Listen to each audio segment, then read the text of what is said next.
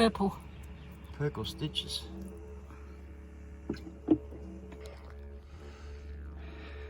Well, he's still lame.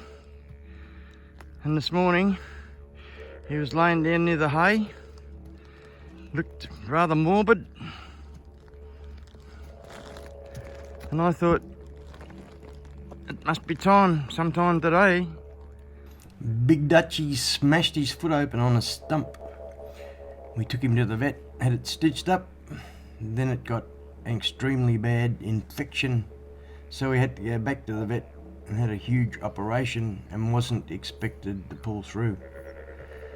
So with lots and lots and lots of care, 7 months of it actually, we went from lame as to dancing.